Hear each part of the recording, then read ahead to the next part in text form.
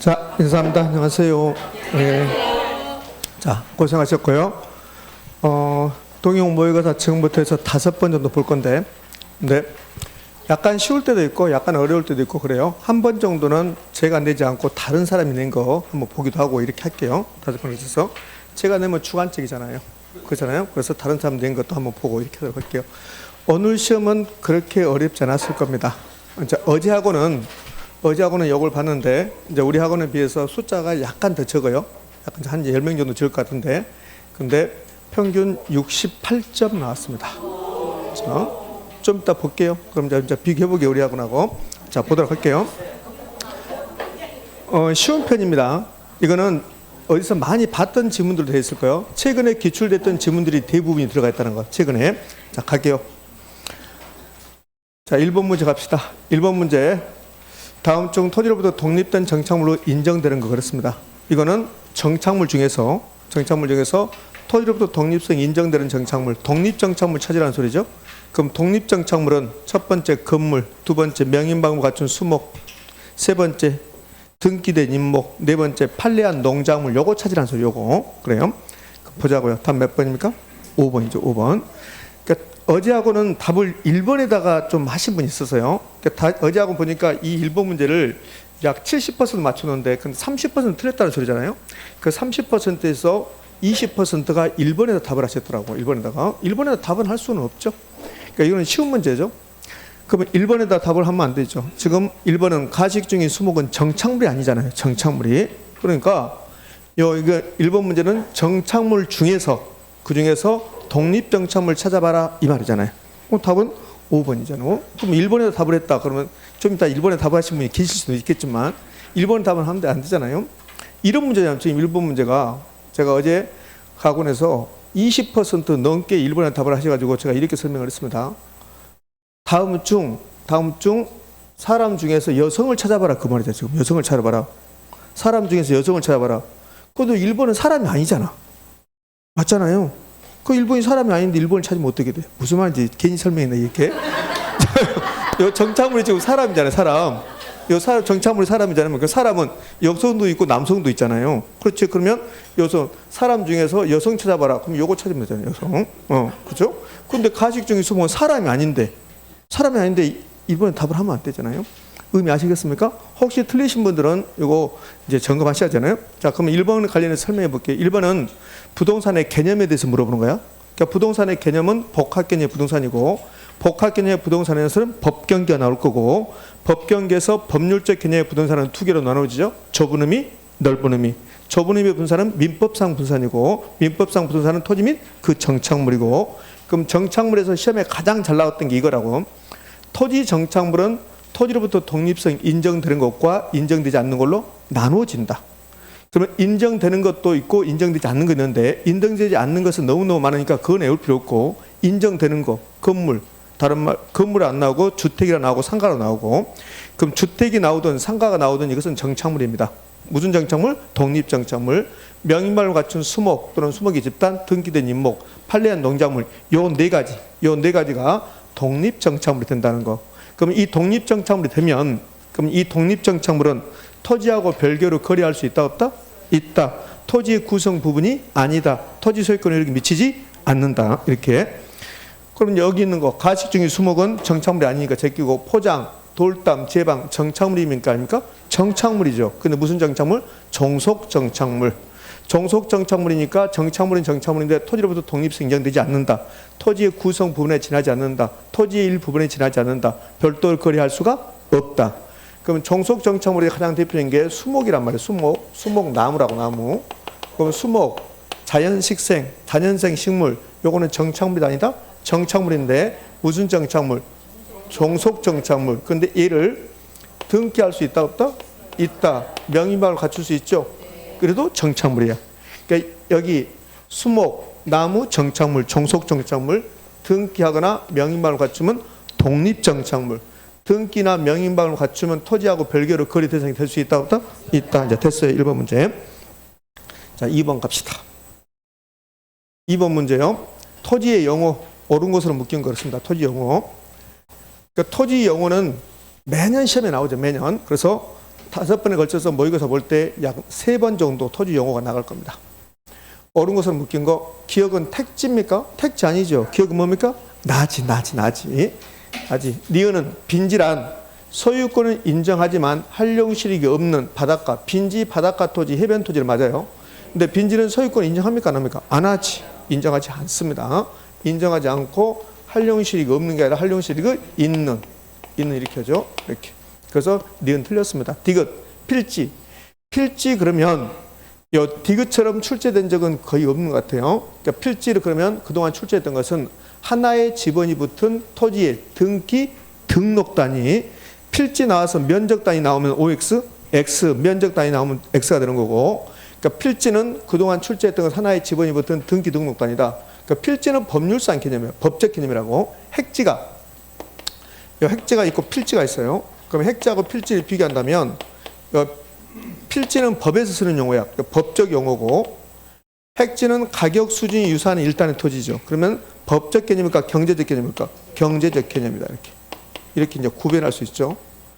법적 개념이고 토지는 필지별로 소유권을 나타내요. 그럼 이렇게 토지가 있으면 이렇게 토지가 나눠지면 자, 번호가 1번, 2번, 3번, 4번, 5번, 6번 이렇게 붙었습니다. 이게 6개 필지죠. 그 필지별로 소유의 대상이 되는 거야. 그러니까 필지는 법률적 개념으로서 토지 소유권의 범위를 나타낸다. 그 범위. 그러니까 1번지 토지 소유권은 여기까지다. 그래서 소유권 미치는 범위를 말한다. OX, O, 디귿은 O입니다. 자, 그러면 리을 갑시다. 선화지는 고가도로 아래가 아니라 고압선이죠. 고압선. 그래서 틀렸고. 지금까지 옳은 것은 디귿 하나밖에 없어요. 미음은 소지입니까? 맹지입니까? 맹지. 그래서 옳은 것은 디귿 하나밖에 없습니다. 답은 3번입니다. 예? 이거 맞췄다고 그렇게 좋아하셔. 그치? 얼마나 시켜줬어요. 몇 개인가가 아니라 이렇게 해놓은 게 쉽잖아. 선생님 나는 2개 다 틀렸어. 어떻게? 자, 3번 문제 갑시다. 3번 문제 부동산의 특성, 토지의 특성 100% 시험에 나오죠. 그러면 5번 시험 볼 때마다 토지의 특성은 무조건 들어가는 거야. 그러니까 다음 주 토지 특성이 또 나올 거라고. 자, 부증성 그렇습니다. 부증성. 그럼 부증성 그러면 생각나는 말 해보십시오. 부증성. 증가시킬 수가 없다죠. 그러니까 토지용 집약화. 그러니까 제가 부증성에 설명해 볼게요. 부증성은 토지를 만들어낼 수 없다. 토지의 물리적 공급이 불가능하다. 그러나 반대로 토지는 용도가 다양해서 용도적 공급은 가능하다. 부증성 때문에 토지의 물리적 공급 우선은 수직선이다. 완전 비탄력적이다. 단기든 장기든 상관없이 완전 비탄력적이다. 탄력성은 0이 된다. 부증성 때문에 토지용을 집약화시키고 체유효형해야 되고 이 부증성 때문에 부족하니까 직가고 현상이 발생하고 나 혼자만 가지고 싶다. 독점적 소유, 직가지대를 발생시킨다. 이게 부증성입니다. 그럼 이제 부증성은 토지용 집약화인데 이 토지 이용 집약화를 다른 말로 해볼까요? 토지용 집약화 다른 말로 집약적 이용. 요걸 집약적 이용이란 말이에요. 그러니까 집약적 이용이라 집약화나 똑같은 말이야. 그러면 이 토지 이용할 때 집약화 쓴단 말은 건물을 지을 때 고층입니까? 저층입니까? 고층화. 또 다른 말. 그러니까 토지용 집약화와 같은 말이 집약적이고 건물이 고층화 된다는 소리고 또 다른 말로 하면 토지의 수평 공간을 많이 이용한다는 소리입니까? 입체 공간. 토지를 이렇게 수평 공간 못 만드니까 토지 이용할 때 수평 공간, 공중 공간, 지하 공간을 많이 이용하게 된다. 그래서 입체화. 그러면 이 말을 또 다르게 표현하면 토지 이용한단 말이 이게 무슨 말이냐면 토지 노동 자본을 결합한다는 소리야. 그러니까 토지가 부족하면 토지 대신에 자본의 투입량을 노동의 투입량을 증가시킨다. 자본의 노동의 사용량을 증가시킨다. 이게 토지용 집약화예요. 그럼 요 1번 집은 토지 대신에 노동 자본의 사용량을 증가시킨다. 이게 부증성이다. OX? O. 그러면 1번은 다른 말로 말하면 이렇게 할 수 있죠. 부증성은 부동산 이용을 집약화시킨다. 토지용을 집약화시킨다. 옳은 집. 2번 토지 용도의 이행과 전환. 용도를 바꾼다는 소리죠. 용도 전환. 이게 용도 전환이죠. 그럼 용도 전환이 나오면 부동산의 특성이 무슨 특성 때문에? 용도의 다양성 때문에. 그러니까 용도의 다양성이 나오면 두 가지 기억해야 한다. 그렇죠? 용도가 다양해서 용도 전환을 통해서 무슨 공급? 용도적 공급. 그럼 용도적 공급이 가능하고 용도가 10가지면 그중에서 최고 가치를 창출하는 최유효 이용을 해야 된다. 이 두 가지가 기억나야 돼. 그러면 최유용 방법 뭐 세 가고 용도의 다양성이고 용도 전환을 통해서 용도 전환. 용도 전환 최유용. 그러면 용도의 다양성. 오름지번. 3번 부동산 활동을 장기 나왔네요. 장기 나오고 예측 나왔습니다. 그거는 뭡니까? 영속성이죠. 그럼 영속성이 나오면 기억해야 될 말은 영속성 때문에 물리적 감가의 대상이 되지 않는다. 다른 말로 토지는 원칙적으로 감가 대상이 되지 않는다. 그러나 토지는 부동성 때문에 인접성 때문에 경제적 감가의 대상은 될 수 있다 없다? 있다. 영속성 때문에 모든 것을 장기적 고려, 장기적으로 생각하게 만들고 영속성 때문에 마모되지 않는다면 가치 보존력이 우수해서 장기 투자를 통해서 소득이득과 자본이득을 얻을 수 있다. 소모를 전제로 재생산 말은 없다. 그 다음에 관리의 필요성이 나타난다. 그 다음에 영가이수, 영속성, 그러면 예치원칙, 가치정의, 수익환원법. 수익환원법인데 근데 영속성에서 이제 영가이수에서 영속성, 영, 가치정의, 예치원칙, 수익환원법이란 말이에요. 수익환원법 대신에 다른 말 나올 수 있죠. 무슨 환원법? 직접환원법. 그러니까 수익환원법이 나와도 되고 직접환원법이 나와도 되고 이렇게.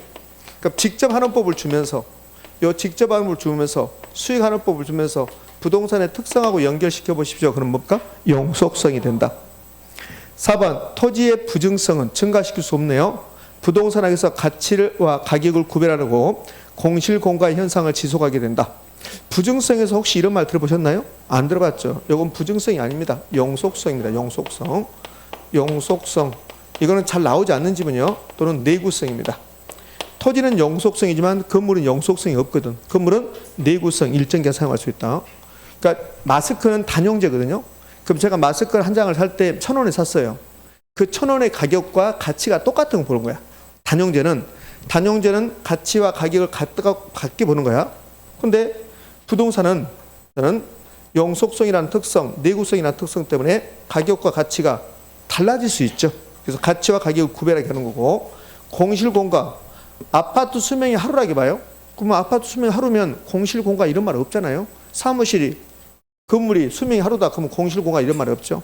그러니까 건물이 내구성이라는 특성, 그다음에 토지가 영속성이라는 특성 때문에 가치, 가격 구별하고 공실공가의 현상을 지속하게 된다. 이제 틀렸으면 이런 말들은 영속성과 관련되구나. 좀 기억하셔야 되죠. 이렇게. 답은 4번입니다. 틀린 거 고르겠으니까. 5번 개별성 나왔습니다. 그럼 개별성은 생각나는 말, 개별성은 개별하면 일물일가의 법칙이 적용되지 않는다. 모든 것을 개별화시킨다. 그 다음에 B자가 쏟아져 나온다. 개별성 때문에 비대체성, 그 다음에 상품의 비표준화, 시장의 비조직성, 거래의 비공개성. 개별성 때문에 부동산 공급을 독점화, 비독점화, 그럼 끝났어요. 그러면 시장이 완전 경쟁 시장이 되려면 그러면 상품이 다 똑같아야 되는데 근데 개별성 때문에 상품이 다 다르면 토지 시장을, 부동산 시장을 불안전하게 만든다. 답 몇 번인가요? 4번. 자, 4번 문제 갑시다. 4번 문제를 하기 위해서요. 자, 여러분들 문제를 봤더니 갑자기 패턴이 좀 바뀌고 있죠? 무슨 말이냐면 3번까지 했으면 부동산의 특성 끝났으면 수요 공급이 나와야 되는데 갑자기 뒷부분이 나왔습니다. 이렇게 출제해요, 좀. 그러니까 우리가 배웠던 순서대로 출제하는 게 아니라 앞에는 부동산의 특성 이런 걸 내고 개념 내고 그러니까 총론 내고 그다음에 경제로 나온 게 아니라 뒷부분 특히 관리, 개발, 마케팅이 앞부분으로 나올 수 있어요. 이렇게. 그래서 갑자기 4번이 부동산 개발이 나왔잖아요. 이렇게. A형하고 B형이 있는데 A형하고 B형은 문제는 똑같은데 배열이 약간 다를 수 있어요. 그러니까 A형 1번하고 B형 1번이 약간 달라요. 같을 수도 있어요. A형 5번하고 B형 5번은 같을 수 있지만 근데 문제는 같은데 배열이 약간 다를 수 있고 이렇게 내진 않았어요. 우리 시험에서 한 번도 갑자기 1번 문제가 투자로 나왔다 이러진 내진 않아요. 근데 이렇게 내면 우리가 얼마나 헷갈린 거 봐요. 1번 감정평가 한 문제, 2번 투자론 한 문제, 3번 금융론, 4번 총론 이렇게 내면 굉장히 헷갈려요. 근데 그렇게 내지 않고 묶음으로 내요. 이렇게 총론 내고 그다음에 또 한 묶음 경제론 내고 이렇게. 그러니까 투자론이 앞으로 나오지 않지만 한 번은 정책론이 1번 문제가 된 적이 있습니다. 정책론. 그래서 혹시라도 그렇게 순서가 바꿔 나오면 당황하지 마세요. 그동안 익숙했던 것은 우리 시험은 1번이 개념, 2번에 뭐 토지의 용어 이렇게 나오는데 그게 좀 바꿀 수도 있다는 거. 바꿔봐요. 그럼 1번에서 투자로 나왔다. 그러면 1번 문제가 헷갈리면 안 풀어보면 되잖아. 그럼 2번부터 풀면 되니까 거기에 너무 신경 쓰지 마시고. 자, 이제 개발론 4번이 개발인데 개발에서 정비 사업이 있었고 재개발 사업이 있었단 말이에요. 요거 좀 보고 갈게요. 요 둘 다 재개발이에요. 재개발인데 요 밑에 재개발 사업은 이론적 재개발이고 요 위에는 법적 재개발이야. 정비법에서 정비 사업 몇 개 봐요? 3개.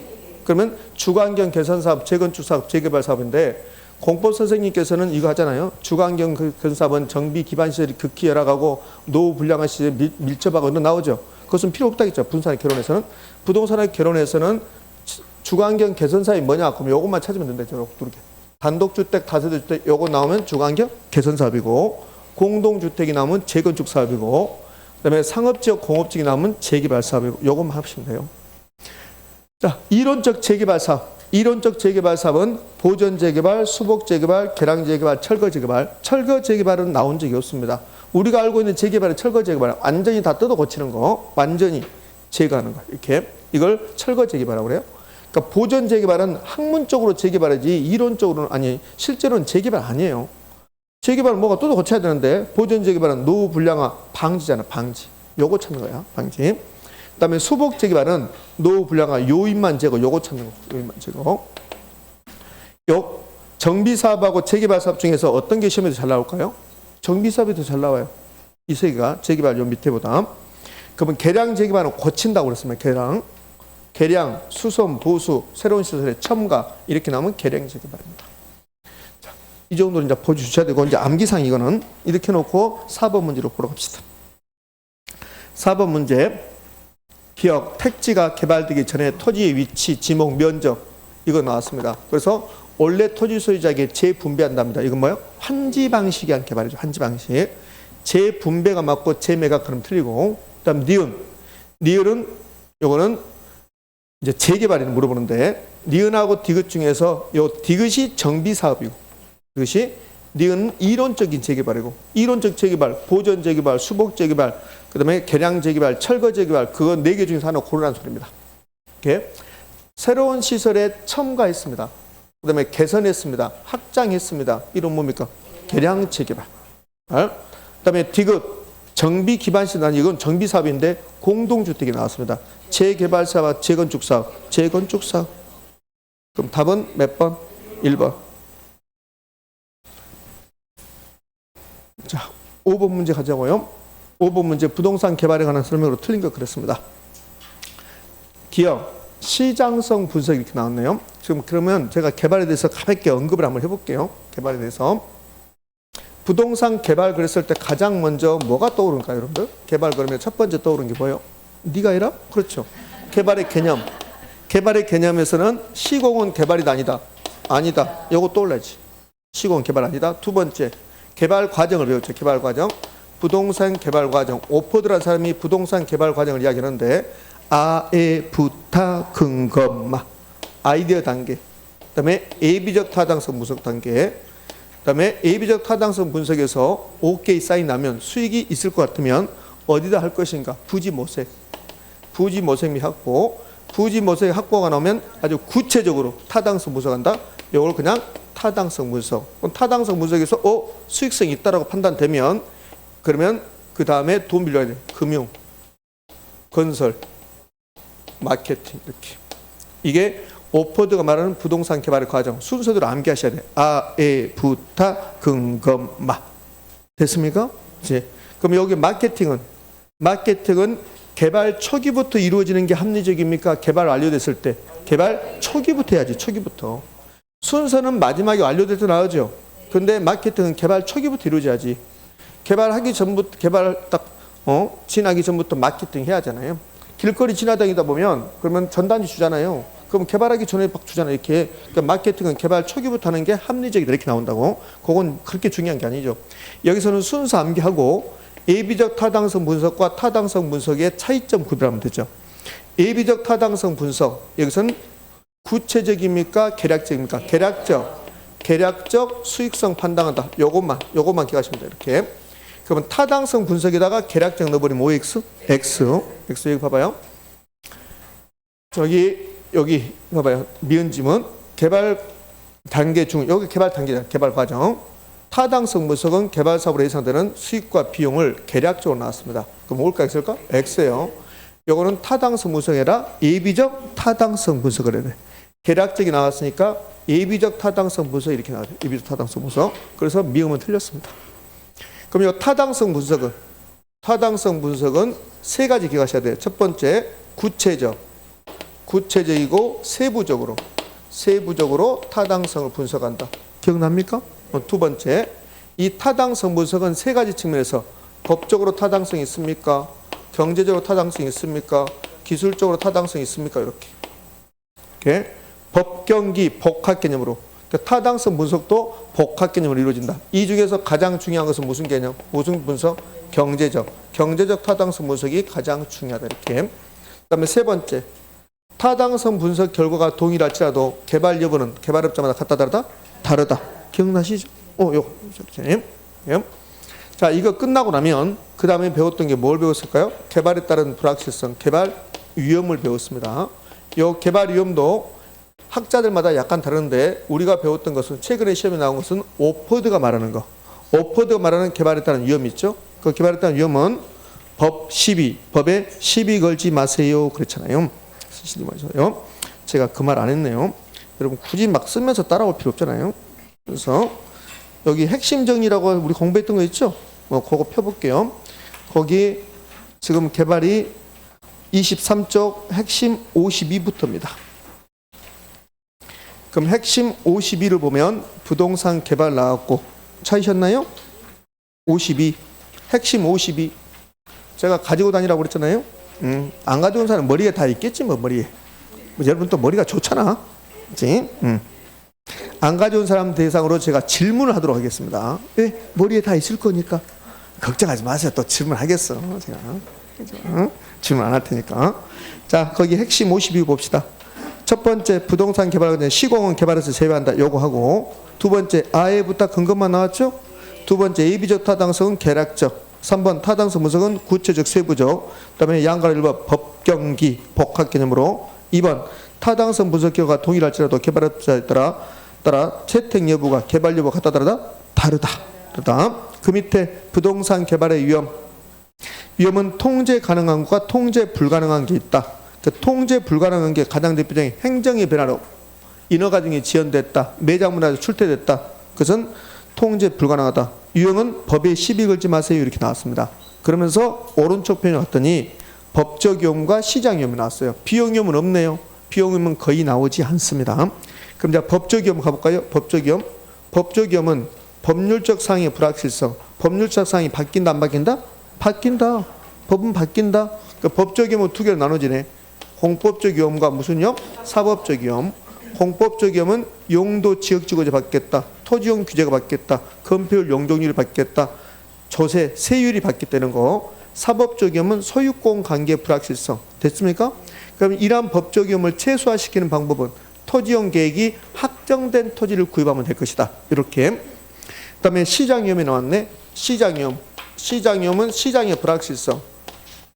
시장 위험은 부동산 경기 침체로 내가 생각했던 만큼 안 팔린다. 이걸 시장 위험이다. 이렇게 나가 시장입니다.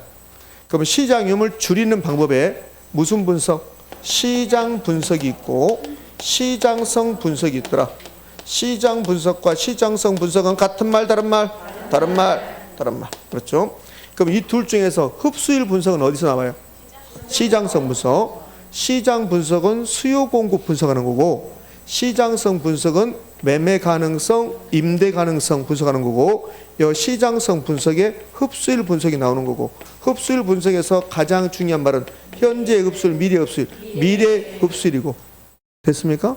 시장 분석과 시장성 분석 중에서 어디가 먼저 합니까? 시장 분석이 먼저 하는 것이다. 됐나요? 네. 이걸 통해서 시장 위험을 줄인다. 그러면 시장 위험을 또 줄이는 방법이 선분양일까 후분양일까? 선분양은 시장 위험을 줄이는 방법이다. 선분양은 미리 팔아버리니까. 자, 됐습니다. 선분양이 시장 위험을 감소시킨다. 여기까지 됐네요. 자, 여기까지 놓고 이 문제를 좀 보게요. 5번 문제. 그럼 5번 문제에서 틀린 것으로 묶인 거 그렇습니다. 미음은 틀렸네요. 지금 설명하는 정도에서 벗어나지 않고 나와요. 기업, 시장성 분석은 개발된 무산이 현재나 미래의 시장 상황에 매매 임대될 수 있는 가능성 정도를 조사하는 것을 말한다. OX, O. 이걸 하기 위해서 흡수율 분석이 필요한 거예요. 자, 디귿도 흡수율 분석으로 가요. 흡수율 분석의 궁극적인 목적은 미래의 추세를 정확히 파악하는 데다. OX, O. 니은 공사기간이 연장됐습니다. 자, 얘는 개발업자에게 또는 주택건축조합에게 긍정적이냐 부정적이냐 그거 주는 거야. 그거. 요건 외울 필요 없다 했잖아요. 생각이 못 되니까. 그럼 공사기간이 연장되면 공사비가 많이 들어가니까 부정적이겠네. 매수 예정 사업 부지의 가격이 올라가면 그럼 부정적이겠네. 인허가시 영종률이 감소하면 그럼 개발업자에게는 긍정이 아니라 부정적이죠. 부정적. 그래서 틀렸습니다. 부정적이니까 틀린 질문. 리을 개발사업에서 법적 위험 나왔네. 법적 위험은 두 개로 나눠진다는 거. 사법적 위험과 공법적 위험. 토지용 규제 나왔어요. 그럼 사법입니까? 공법입니까? 공법. 소유권 관계 나왔습니다. 사법. 그래서 니을도 틀렸습니다. 니을은 공자하고 사자가 자리 바뀐 거야. 그럼 틀린 것으로 묶인 거 그랬으니까. 니은 틀렸고, 니을 틀렸고, 미음 틀렸고, 4번이 답입니다. 자, 6번 갑시다. 6번 부동산 개발입니다. 부동산 관리입니다. 지금은 공부하는 방법이 자주자주 본다는 거, 자주자주 계속 반복적으로 본다는 거, 그게 공부 방법입니다. 민법도 그렇고 공법도 그렇고 중개사법도 그렇고 개론도 그렇고. 자, 6번 틀린 것 그랬네요. 여러분 또 답을 먼저 해줘야지. 답이 4번입니다. 대형적 유지활동 이렇게 나왔어요. 여기 답이에요. 그럼 유지활동 볼게요. 유지활동. 그럼 유지활동에는 세 가지를 배웠네요. 유지활동 세 가지. 어떻게 세 가지 배웠습니까? 자, 엘리베이터를 가지고 설명할게요. 그럼 이 건물의 엘리베이터 가지고 설명합니다. 그럼 엘리베이터 늘상 하고 있는 게 있죠? 엘리베이터 늘상 청소하죠? 그게 뭡니까? 일상적 유지활동입니다. 늘상 하는 거. 두 번째는 예방적입니다. 우리가 다 퇴근하고 나면, 그럼 우리는 잘 모르지만 밤이 되면 일주일에 한 번씩, 한 달에 한 번씩 저 엘리베이터를 점검한단 말이에요. 그게 예방적 유지활동입니다.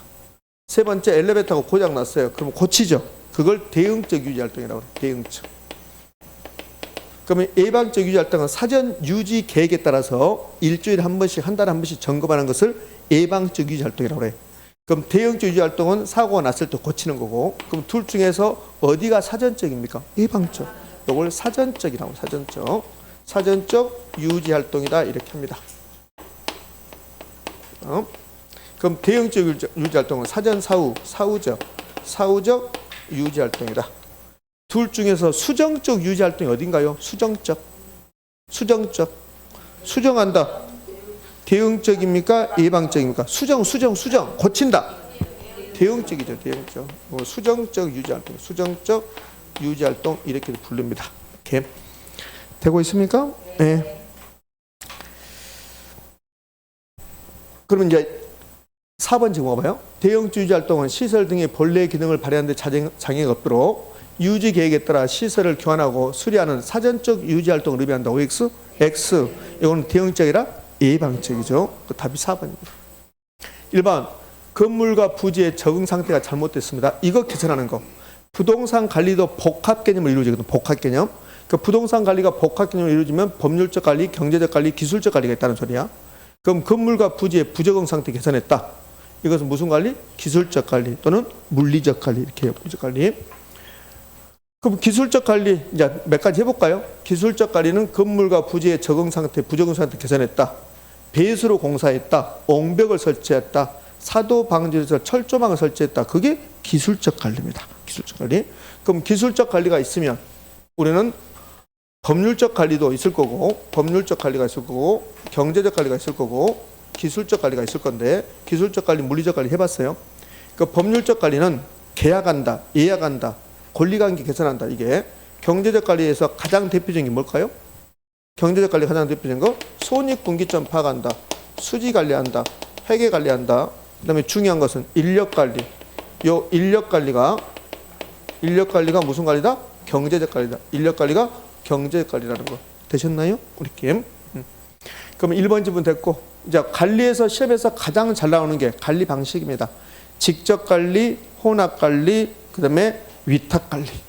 그럼 이 직접 관리를 다른 말로 자치 관리, 자의 관리. 위탁 관리는 또 간접 관리 그러잖아요. 그러면 이 직접 관리, 자의 관리하고 위탁 관리 두 개를 비교해 보면 제가 무슨 말을 하면 여러분은 이게 직접 관리인가 위탁 관리인가 하시면 돼요. 그러면 전문성이 나왔습니다. 그 무슨 관리입니까? 위탁 관리. 그다음에 기밀 보안에 유리하다. 무슨 관리? 직접 관리. 신속한 의사결정. 직접 관리. 친절한 서비스. 친절한 서비스. 직접 관리. 친절한 서비스는 자기가 직접 해야지 친절한 서비스죠.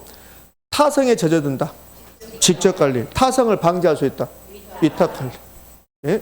소유와 경영이 분리되고 있다. 위탁 관리. 소유는 내가 하고 경영하는 사람 따로 있고 소유와 경영이 분리 그러면 위탁 관리. 부동산 소유자가 본업에 자기 업에 충실하는 방법은 위탁 관리. 제가 부산에 건물이 3개 있다 했잖아요. 그러면 제가 부산에 건물이 3개 있는데 제가 직접 관리한다. 그럼 여기서 제가 강의 못 하잖아요. 그러니까 제 업무는 원래 업은 강의고 그러니까 부동산 소유와 경영이 분리됐다. 그러면 소유는 전데 경영하는 사람 따로 있잖아요. 그러니까 소유와 경영이 분리 그러면 위탁 관리. 이제 됐어요. 이 정도 하시면 되고 지금 하는 말이 제가 무슨 말인지 못 따라온다. 그러면 한 번 더 보셔야 돼요. 그러면 관리에 가서 직접 관리와 위탁 관리 비교 요거 장점 단점이 있는데 장점 단점 외우지 말고 특징을 하나씩 외우자 기억하셔야 돼요. 그러면 직접 관리에서 위탁 관리로 이렇게 가는 과도기에서 나오는 방법이 무슨 방법입니까? 혼합 관리. 과도기적 방법이 혼합 관리. 그럼 혼합 관리 그러면 과도기적인 방법이고 혼합 관리 그러면 생각나는 말 한번 해보세요. 혼합 관리. 책임 소재가 불분명하다. 책임 소재가 불분명하다. 그럼 이제 2번도 됐고 2번 답은 4번이 틀렸으니까 나머지는 다 옳은 지문일 거니까 이제 3번 지문. 3번 지문은 예전에 잘 나오다가 요즘은 좀 뜸합니다. 너무나 상식적인 말이잖아요. 이 건물이 있는데 이 건물의 시공의 상태. 그러면 시공이 잘못됐다. 그럼 이 건물은 내용 요소는 짧을 수밖에 없죠. 그러면 시공의 상태, 관리자가 태도가 어떤 태도를 보이고 있느냐. 관리 방법에 따라서 건물의 내용 요소에 영향을 미친다. 너무나 당연한 거죠. 그럼 이제 이렇게 두 가지가 나올 건데 시공의 상태, 관리자의 태도, 관리 방법에 따라서 건물의 내용 요소에 영향을 미치는 거야. 그렇죠? 그럼 감가에도 영향을 미쳐. 감가에 영향을 미친다. 그럼 유지 관리를 잘하면 감가가 클까 작을까? 작겠죠. 예? 그럼 시공이 잘못됐으면 감가가 적을 거고 시공이 잘못됐으면 감가가 많을 거고 시공이 잘 됐으면 감가가 작을 거고 관리자의 태도가 매우 양호하고 관리 방법을 잘하고 있으면 감가는 적을 거고 그러면 시공의 상태, 관리자의 태도, 관리 방법에 따라서 내용 요소 달라지고 감가 정도도 달라지고 5번 건물 이용으로 인한 마멸 및 파손, 시간의 경과 등으로 생기는 노후화 때문에 사용이 불가능할 때까지 버틴 연수. 이거는 내용 연수인데 요 버틴 연수가 우리말이고 요건 내용 연수는 이제 한자 말이잖아요. 그럼 이게 버틴 연수가 내용 연수입니다. 그러니까 멸실할 때까지 자연적으로 멸실할 때까지 연수를 무슨 내용 연수라고 한다? 물리적 내용 연수라고 한다. 됐어요. 사람으로 보면 사람이 태어나서 돌아가실 때까지 그럼 사람이 어떤 분이 태어나서 100년 살다가 돌아가셨다. 그 100년을 물리적 내용 요소다. 이렇게 하는 거예요. 이렇게. 그럼 내용 요소는 물리적 내용 요소만 있는 게 아니라 경제적 내용 요소도 있고 법적 내용 요소, 법률적 내용 요소도 있다. 그럼 감정 평가에서는 감정 평가에서 내용 요소가 나온다고. 그럼 감정 평가의 내용 요소는 여기서 사용하는 내용 요소는 경제적입니까? 물리적입니까? 법률적입니까? 경제적. 감정평가는 무조건 경제적이라고 했잖아요. 경제적 내용 요소다. 그러니까 감정평가에 사용되는 내용 요소는 경제적 내용 요소다. 이렇게. 그러면 이제 감정평가에 사용되는 내용 요소는 경제적 요소다. 시험을 이렇게 내는 게 아니라 요 감정평가할 때 감가죠. 감가 수정이 있단 말이에요. 그럼 감가 수정은 감정평가 어디서 나와요? 감정평가 어디에서 감가 수정이 나와요? 원가법에서 나오잖아. 원가법. 그럼 감가 수정 방법이 있단 말이에요. 그럼 감가 수정 방법 기억나는 거 한번 해보세요. 감가 수정 방법, 정액법, 정률법, 상한기금법, 관찰감가 이런 게 있잖아요. 그러면 감가 수정 방법에 정액법, 정률법, 상한기금법이 내용연수 기준법이라 한단 말이에요. 기준법. 그러면 공부를 답답하게 하지 말고 내용연수 그러면 내용연수 가지고 하나 보다 이거잖아요. 이거. 그 정액법, 정률법이 내용연수 기준법이라고. 최근에 출제 지문이 그거잖아요. 정액법, 정률법, 상한기금법은 내용연수를 기준으로 감가액을 산정한다. OX? 오. 여기에 정액법이 있고 정률법이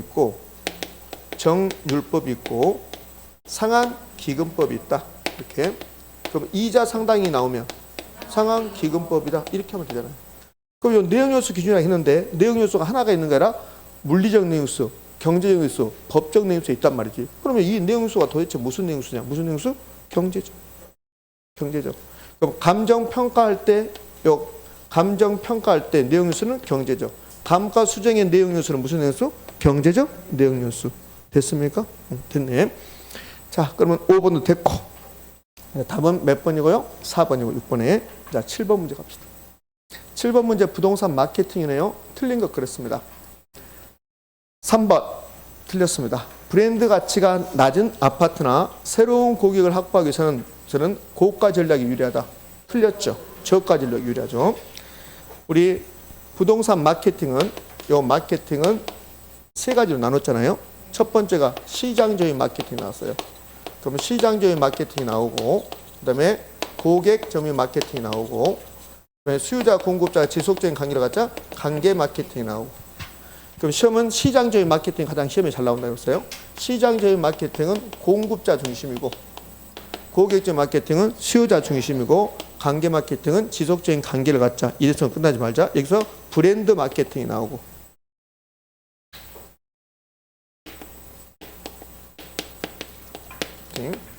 그러면 시장적인 마케팅에서는 공급자 중심인데 여기서 나오는 전략이 두 개 나오죠.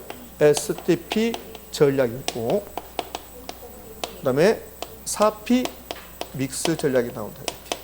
그럼 4P 믹스 전략에 제품을 달리합시다. 제품 차별화, 가격 차별화, 유통 경로,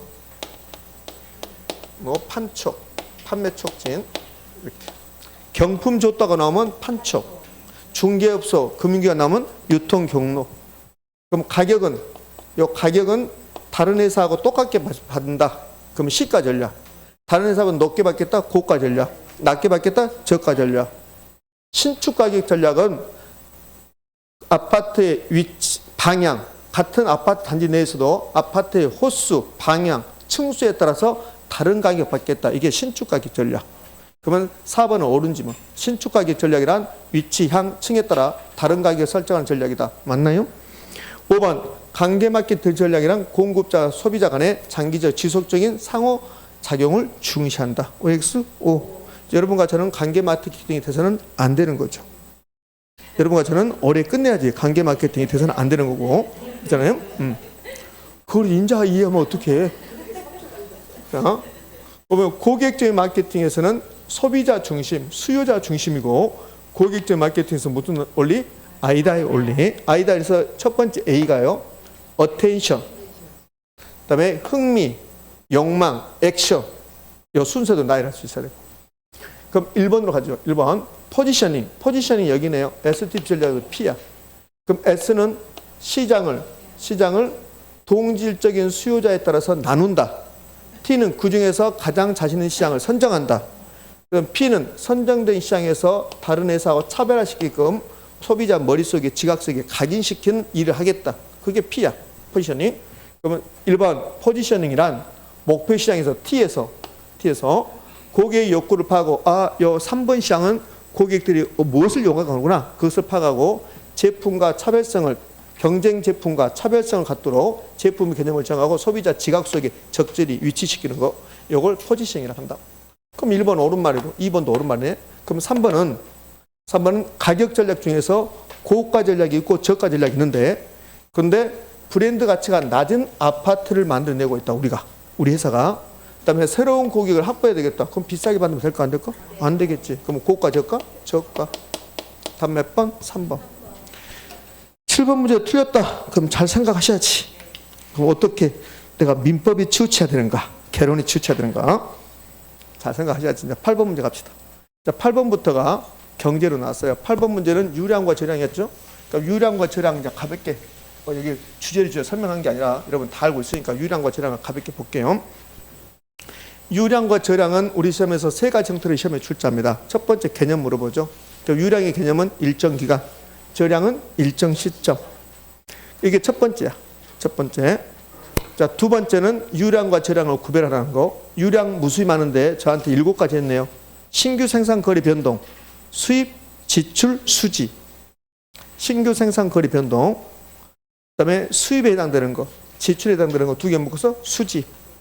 요 신규 생산 거리 변동은 4번처럼 신규 주택 공급, 아파트 생산량 이런 식으로.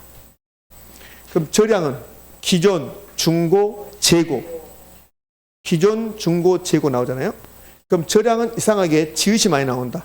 재산, 자산, 자본, 부채. 그러니까 자본이 나오면 그 밑에 뭐가 나오고 부채가 나오고 다음은 자산이고 요 세 개는 저량이고. 기억난가요? 그렇죠? 그다음에 가격, 가치, 통화량, 인구, 미상한 지당 잔금. 미상한 잔금은 조기상환하는 시점에서 아직 못 갚은 금액. 중고분산 공급은 요 중고니까 이렇게 연결되고, 제조원가는 무슨 시점? 기준 시점이니까 제조원가는 특정 시점을 향한 저량이고, 감정평가액은 가치 구하는 거니까 가치 구하는 거니까 감정평가액도 저량이 되는 거고. 그러면 첫 번째 요 개념, 두 번째 구별하는 거, 세 번째 사례는 딱 한 번 나왔다고. 3번 그 사례가 이거잖아요. 이거 지난 1년간 신규 주택 공급이 10만 채다. 이 중에 10%가 미분양이다. 그러면 얘는 1번은 지금 유량을 물어봐요, 저량을 물어봐요? 유량. 지난 1년간 신규니까. 그러면 주택 유량 공급량 1년 동안 공급된 거 그럼 얼마나? 10만 채. 주택 유량의 수요량이라고 보죠. 수요량. 그럼 수요량은 얼마? 10만 채가 공급됐는데 이 중에서 10%가 미분양이야. 그럼 9만 채. 되고 있습니까? 요거 딱 한 번 나왔어. 지문 딱 한 번. 사례로 보게요. 주택 유량이 오면 10만 채. 주택 유량의 수요량은 9만 채. 그럼 유량이 있으니까 저량도 있겠네. 저량은 현재 100만 채 존재한다. 이 중 10% 공가다. 그럼 주택 저량의 공급량은 100만 채고 주택 저량의 수요량은 얼마고? 90만 채고. 요거 딱 한 번. 잘 안 나온다 소리죠. 어차피 유량과 저량은 요거 구별하는 거. 요거 구별하는 거 시험에 가장 잘 나온다. 자, 8번 문제 갑시다. 유량 경제 변수는요. 이렇게 유량이네요. 이렇게. 몇 개입니까? 3개. 이게 우리 학원도 보겠지만 어제하고는 이건 많이 틀렸더라고요. 그래서 왜 틀렸는가 도저히 납득이 안 되더라고. 이게. 답은 2번이 아니라 3번이 아니라 2번이라는 거. 3개니까 또 3번 하지 말고 2번. 자, 이제 9번 문제 갑시다. 9번 문제 틀리면 또 곤란해지는 거지. 9번 문제 어이없죠? 자, 핵심 10 수요 증가 요인. 그러면 수요 증가 요인, 수요곡선 우측 이동 요인. 그러면 수요 증가 요인, 수요곡선 우측 이동 요인, 가격 상승 요인, 거량 증가 요인. 똑같은 말이죠? 그럼 아파트를 든다면 아파트 수요 증가 요인, 아파트 수요곡선 우측 이동 요인, 아파트 가격 상승 요인 무수히 많은데 쟁점이 되는 것은요. 대체재 가격 상승, 보완재 가격은 하락. 반대니까. 봐요? 그럼 어차피 아파트 수요 증가, 아파트 예를 들었으니까 수요 증가율은 인구 증가 이런 거 좀 하지 말고 이제는 대체재 요거 쟁점이란 말이에요. 대체재 가격 상승 요거 알면 된다. 요거 하나 알면 나머지 다 돼. 대체재 보완재는. 그럼 보완재 가격은 하락이 하락. 요거하고 이제 최근에 거기에 들어서 가끔씩 나오는 거 대체재 수요 감소. 요거하고 반대로 감소. 그럼 이제 보완재 수요 증가. 그럼 여기에 더 잘 나와요. 여기에 대체재 가격 상승, 보완재가 하락. 여기 잘 나오고 여기 잘 나온 게 아니란 말이에요. 그럼 이거 봐봐요. 대체재 가격 상승은 아파트 수요 증가인데 요거 알고 있으면 보완재는 반대고 가격하고 수요는 또 반대로 하면 되고 그러면 되잖아요. 이게 쟁점이니까. 거기다가 수요자의 가격 상승 예상. 이게 이제 수요자 가끔 이제 수요자라고 안 나오고 구매자라고 하죠. 구매자. 수요자 가격 상승 예상. 또 예상이라 안 나오고 또 이런 말 나올 수도 있죠. 기대감. 이렇게. 요거 쟁점이죠. 나머지는 쟁점이 되지 않아. 나머지 봐봐요. 금리 하락, 대부비율 상승, 총부채 상환비율 상승. 그럼 대출 많이 줘. 그러면 수요 증가겠죠. 요거 쟁점이죠. 요 위에는 뭘 쓸까? 정상제일 때 소득 증가. 그거잖아요. 예? 지워버려야지. 또 쓰니까. 핵심 10. 우리 했잖아. 자, 봐요. 요거요. 정상제도 수요 증가. 아니, 소득 증가. 잘못했어요. 미안합니다. 소득 증가. 대체재 가격 상승. 그럼 대체재 가격 상승이면 보완재 가격 하락. 대체재 가격 상승과 대체재 수요 감소. 보완재 수요 증가. 이렇게 이러면 헷갈린단 말이에요. 수요자 가격 상승 예상, 선호도 증가, 이자율 하락, 대부비율 상승, 총부채 상환비율 상승. 대체 투자 자산, 주식이나 채권의 수익률이 떨어졌대. 그럼 주식 팔고 채권 팔고 아파트 시장으로 가자. 그럼 아파트 수요 증가, 아파트 가격 상승. 있잖아요. 예? 이거 물어보는 거야, 지금. 자, 그럼 됐고, 이제. 자, 문제 보게요. 9번 문제 갑시다. 9번 문제는 결국은 수요 곡선을 이제 2개 준 거야. 원래 수요 곡선, 공곡선이 있었어요. 균형. 근데 수요 곡선이 하나 더 생겨요. 그러니까 수요 곡선이 지금 우측으로 올라갔습니다. 우측으로 왔어요. 이거는 우측 이동이고, 우측 이동을 다른 말로 오른쪽 이동이고, 우상향으로 이동하고 이렇게 돼 있죠. 이렇게. 그럼 이제 문제는 뭐라 했냐면 이 그림을 주고서 수요 곡선을 다음과 같이 이동시키는 요인으로 틀린 것 그랬어요. 그럼 결국은 수요 증가 요인 아닌 것 찾으라는 소리야. 수요 증가 요인 아닌 거. 답은 3번. 아파트 가격 하락은 아파트 수요 곡선 상위 점의 이동이죠. 그 3번을 찾으면 안 되죠.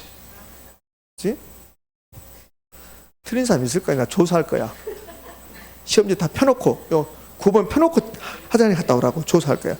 조사해서 틀리신 분들은 야간 수업까지 듣고 가라고. 야간 수업까지. 요거 틀리면 안 되잖아요. 다른 거 몰라도 3번이 답이지. 3번이. 아파트 가격 하락, 아파트 가격 상승, 수요 곡선 상위 점의 이동. 요 3번이 나오잖아. 그러면 이 점에서 이 점으로 온 거야. 이해됐어요? 요. 그래서 답이 3번. 심각한 표정이 많이 있네요, 지금. 이거 많이 틀렸다는 소리인데. 그럼 선생, 여기 상승이 나오든 하락이 나오든 전부 다 이거는 점의 이동이니까 이걸 찾으면 안 되지.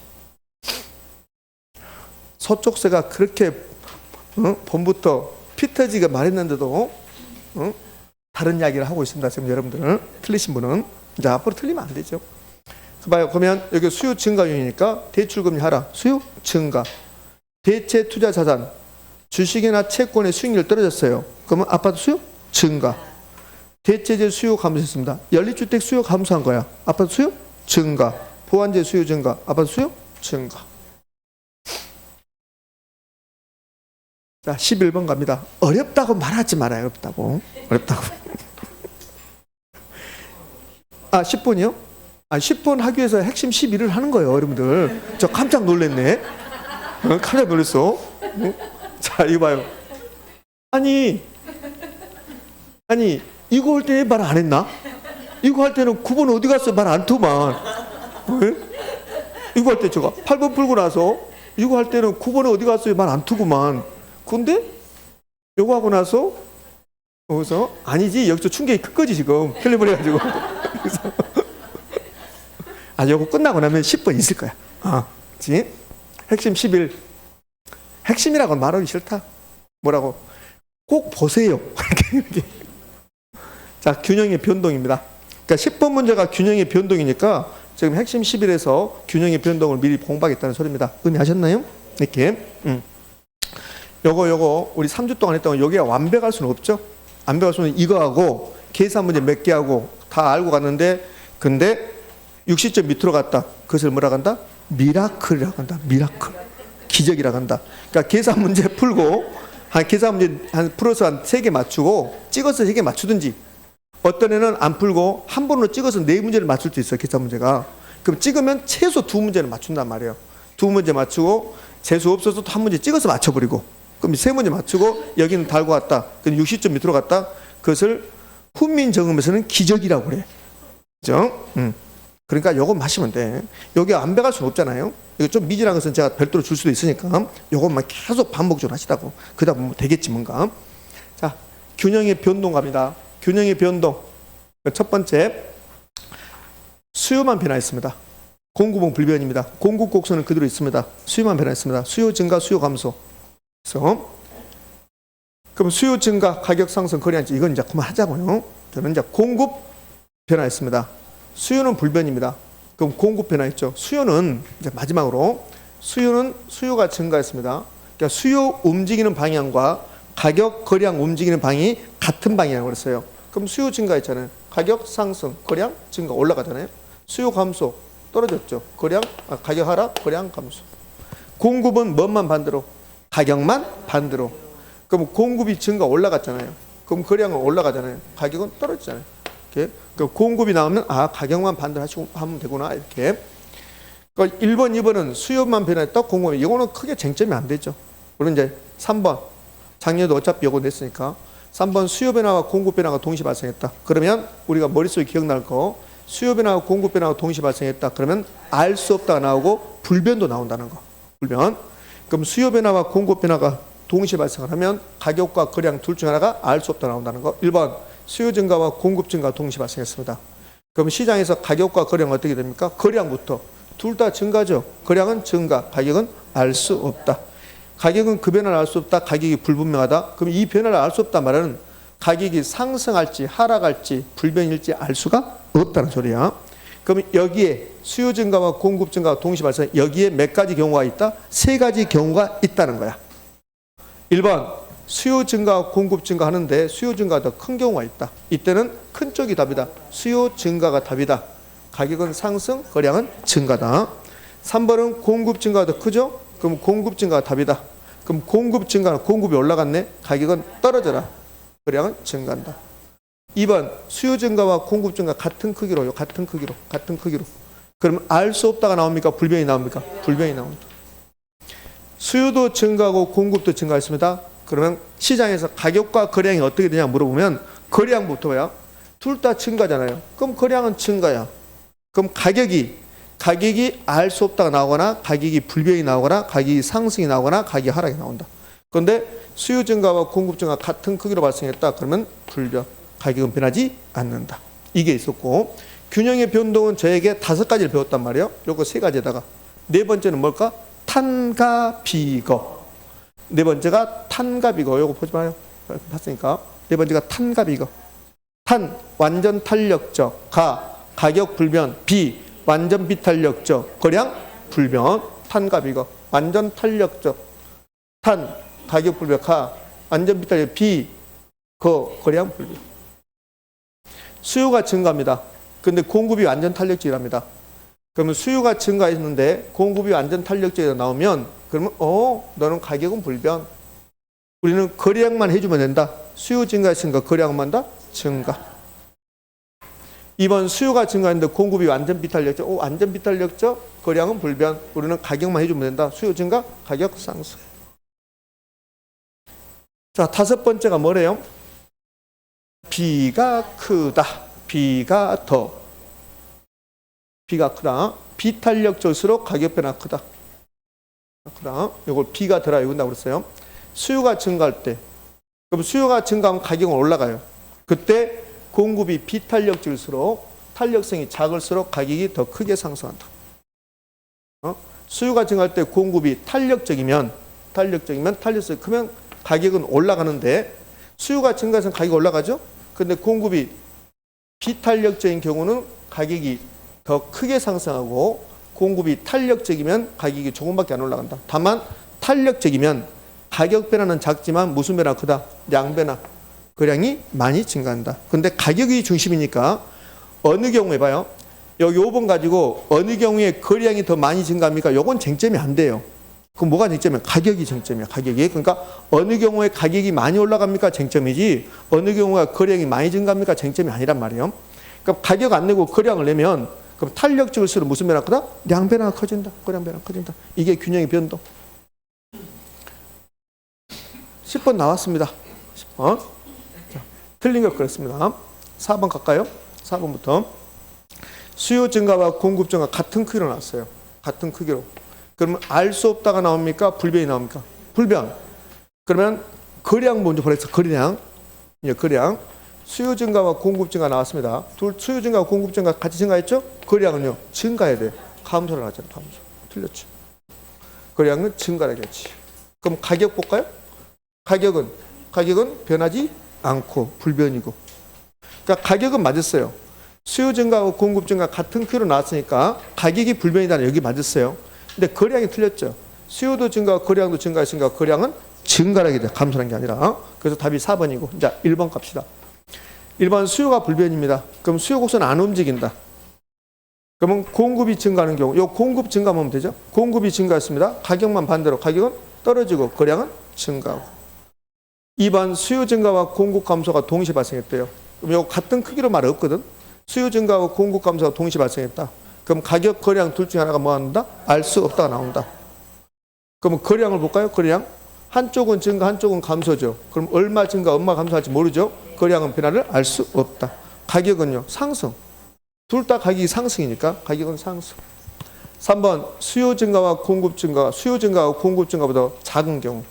그러니까 2번은 수요 변화와 공급 변화가 동시에 발생했다. 어디가 크다 작다는 안 줬다고 이거. 그러니까 알 수 없다가 나오는 거고. 3번은 수요 증가와 공급 증가가 동시에 발생하는데 크기를 준 거야. 부등을 준 거야. 수요 증가가 공급 감소가 작대요. 그럼 공급 증가가 더 큰 거죠. 답은 공급 증가가 답이란 말이에요. 그럼 공급 증가가 답이니까 가격은 떨어지고 거량은 증가하고. 5번은 수요가 증가할 때 공급 탄력성이 작을수록 공급이 비탄력성일수록 균형 가격은 크게 상승하고 균형 거량은 조금 증가한다. 이거는 B가 크다. 수요가 증가할 때 가격이 올라가겠죠? 그때 공급이 탄력성이 작다. 공급이 비탄력적이다. 그럼 가격은 크게 변한다. B가 크다. 됐습니까? 이제 그 답 몇 번인가요? 4번입니다. 자, 11번까지 하고 쉬었다 할 겁니다. 아니, 쉬었다 합시다. 여러분 힘든 거 보이나요? 쉬었다. 다음. 쉬었다가 10분 쉬었다 11번 할 거예요.